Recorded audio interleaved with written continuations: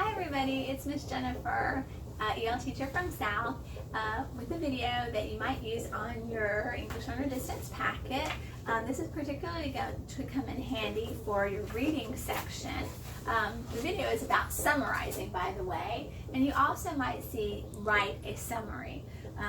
In reading, a lot of times you will read a passage and then you'll be asked to summarize it or tell what it's about. And that's what I want to give an explanation of today. Also in this packet, in the listening section, there are times when it might ask you to summarize what somebody told you, okay? So how do you summarize? Well, we're going to go into that. And there are a couple of types of summaries that you can do. You can summarize things that are not real, fictional stories or fictional movies, and then you can also summarize nonfiction, which are stories that are real, okay? Now the good news is that you have probably summarized before. Has it ever happened to you, for example, that you have gone to a movie and the next day at school you might say, I saw a great movie last night, and your friend might say, well, what was it about? Well, that's a form of summarizing, and there are good ways and bad ways to do that, okay? Let me tell you about a movie I liked when I was younger. It's called Dumbo. Maybe some of you have seen it. I love this movie, Dumbo. It's about these elephants that are in a circus and they're on a train, and a lot of them are going to be mothers, and so they're waiting for a stork to come, and he flies, he's really slow, but finally he makes it to the train, and a bunch of animals are getting their babies dropped off, and finally the mama elephant who was waiting for her baby gets her baby, and he's falls out of his little blanket, and all the other elephants look at him and they are really mean because they laugh at him and they say, whoa, his ears are so big, that's not like an elephant. And then the mama elephant gets so mad, and she loves her baby, and she sings the most beautiful lullaby. What? You think I'm taking too long? I'm not telling you the best parts? I'm telling too many details? You're right. I was not giving a good summary. It was taking way too long. I would be telling you the whole movie and it could take an hour. Okay? The same thing with books. When we're asked to summarize, we are not giving all the details. We're only going to tell the most important parts. So, for fiction, one strategy that we can use is called the somebody wanted but so then strategy. Somebody would be the characters. Wanted, well, what was it that they want to accomplish? But that means they're going to have a problem. So that means they're going to have a solution, and then it's going to be what happens at the end, okay? And the main thing to remember is tell the most important parts. All right, let's use a familiar story. I know that my students this year acted out this story, so I know that they know it, okay? It's the story of the three little pigs, and I have to thank my son Justice for the artwork here, okay? This is the story of the three little pigs. Once upon a time, there were three little pigs, and they wanted to seek their fortune, so they went out and said goodbye to their mama and went on their way. They saw a man selling straw, and the first pig said, hey, I'm going to buy some straw and build a house. The second pig saw a man selling sticks, and he decided to make his house out of sticks. But the third little pig saw a man with a load of bricks and decided, I'm going to build a brick house. Okay? So they built their houses and were very happy. But then along came the big bad wolf, and he went to the straw house and said, little pig, let me come in. And the pig said, not by the hair of my chinny chin chin will I open the door so that you can come in. And the wolf said, well then I'll huff and I'll puff and I'll blow your house in. And he huffed and he puffed and he did blow the house in, and the little pig ran away to his brother's house of sticks, and the wolf followed and he knocked on the door. He said, little pig, let me come in. But the pig said, not by the hair of our chinny chin chins. And so the wolf said, then I'll huff and I'll puff and I'll blow your house in. So he did. And the two little pigs, they ran away to their brother's house of bricks where they would be safe. But the big bad wolf followed them, and he said, little pigs, let me come in. And the pig said, not by the hair of our chinny chin chin. So he said, then I'll huff and I'll puff and I'll blow your house in.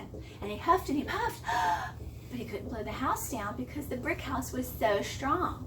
Then he said, well, I'm going to climb up the roof and go down the chimney. and the pigs heard him, so they quickly built a fire in their fireplace. And when the wolf slid down the chimney, ow! He burned his tail down in that fire, and he burst out the door, and he ran away, and he never bothered the little pigs again. The end.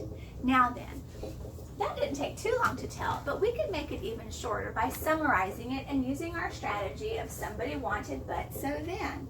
All right, so who's the somebody in this story? Well, it's the three little pigs. Okay, what did they want? They wanted to seek their fortunes. One built a straw house, one a stick house, and one a brick house. Okay. But what happened? The problem, a wolf wants to eat them. He blows down two of the brothers' houses. Notice that we're not saying all about the huffing and the puffing and all of that. Even though that's an interesting detail, it's not part of our summary. So after he blows it down, what's the solution?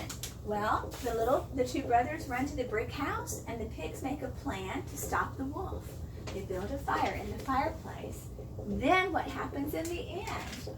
Well, the wolf climbs down the chimney. He burns his tail in the fire so badly that he runs away forever, okay? And that is a summary, making a little bit shorter the story of the three little pigs. Now, I want us to read a story now, a passage like you might see in school, and then we're going to summarize that using the same strategy. This is a story that's a myth, which is an ancient story, okay? And it's called The Boy Who Flew Too Close to the Sun, okay? All right, let's read it together. On the ancient island of Crete, a long, long time ago, an inventor named Daedalus and his son Icarus were imprisoned by a mighty king. Daedalus and Icarus decided to escape. There was only one way for the father and son to leave the island, by flying. Of course, there were no planes long ago. The inventor Daedalus decided to make wings for himself and his son. He took feathers and stuck them together using wax. The father wanted to fly far away to safety. He warned his son to stay close to him and not to fly too high.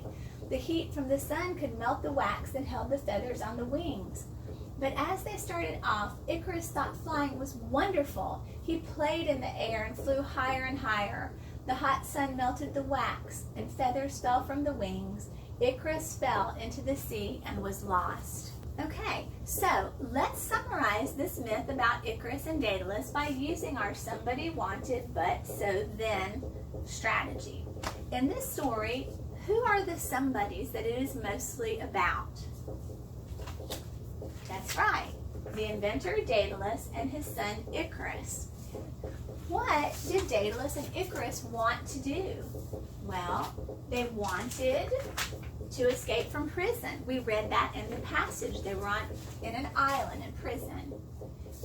But what was the problem? Well, the only way they could leave was to fly. That was a problem. So, what did they do?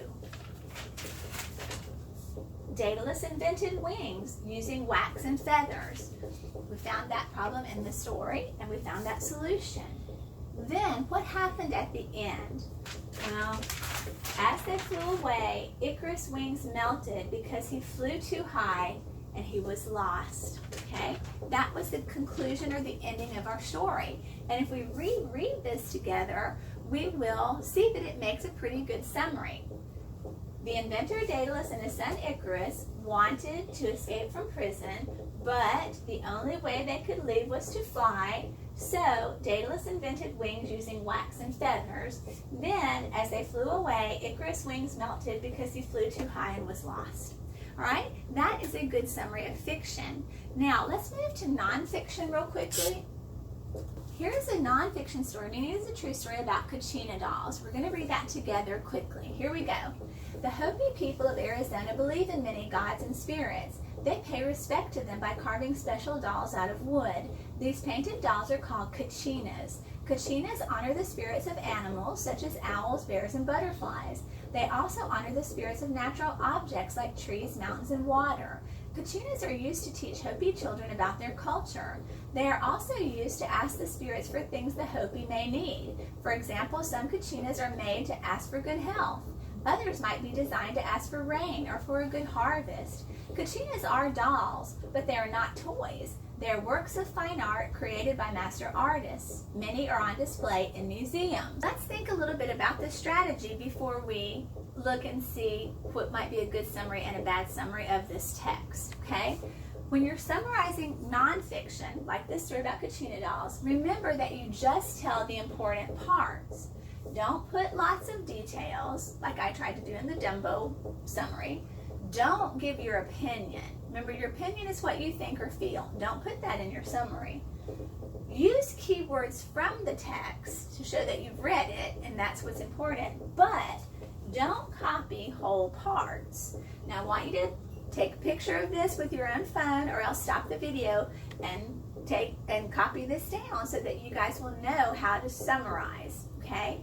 Now, we're going to take a look at the good summary and bad summary for this passage.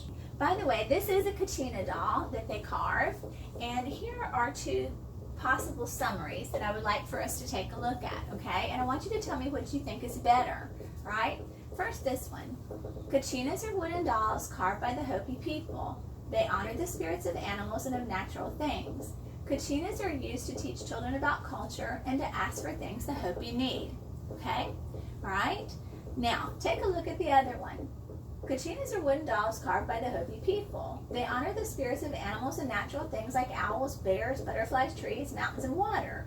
The dolls are for teaching about culture and for asking the spirits for things the Hopi may need. For example, some kachinas are made to ask for good health, others might be designed to ask for rain or for a good harvest. I think it would be fun to play with them. All right.